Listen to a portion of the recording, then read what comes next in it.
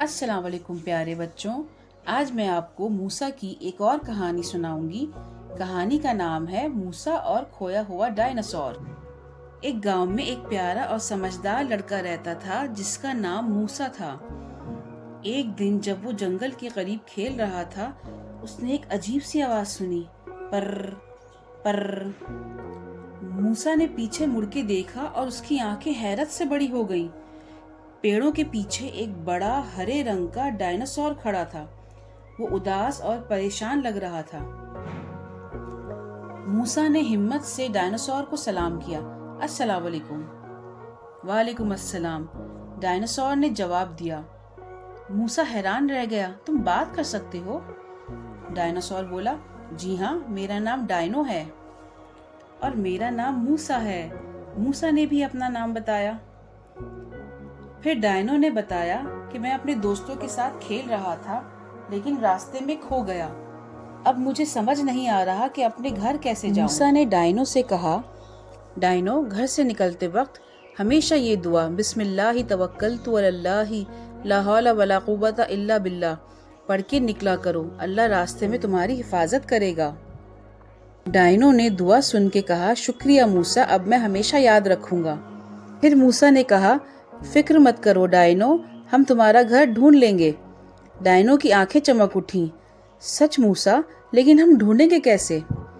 मूसा ने कुछ सोचा, फिर कहा, चलो चलते हैं बूढ़े दानिशमंद उल्लू के पास। वो बड़े ओक के दरख्त के करीब रहता है। दोनों जंगल से गुजरते हुए उल्लू के पास पहुंच गए। अस्सलाम वालेकुम जनाब उल्लू, क्या आप जानते हैं कि डायनो का घर कहाँ है? उल्लू ने जवाब दिया, वालेकुम अस्सलाम, हाँ मैं जानता हूँ। डायनो का घर नीली नदी के उस पार है, लेकिन तुम्हें उसे पार करने के लिए कश्ती चाहिए होगी। फिर मूसा और डायनो ने उल्लू को शुक्रिया कहा और दोनों नदी की तरफ बढ़ गए। जब वो दोनों नदी तक पहुंचे तो देखा कि वहां तो कोई कश्ती नहीं थी। डायनो ने उदासी से कहा, अब क्या होगा? मूसा ने डायनो को समझाया, अल्लाह पर भरोसा रखो और अपनी पूरी कोशिश करो। मूसा ने इधर उधर देखा तो उसे लकड़ियों के मोटे मोटे टुकड़े दिखाई दिए।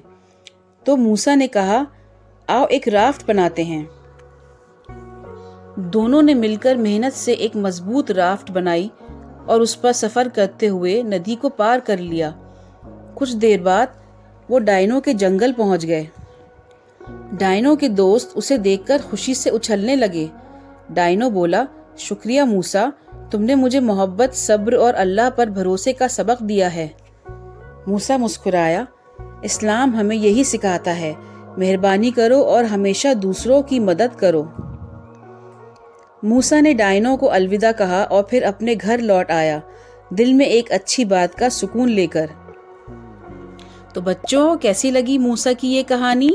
हमें कमेंट करके ज़रूर बताएं। दीन सीखें और आगे सिखाएं। अल्लाह हाफिज़।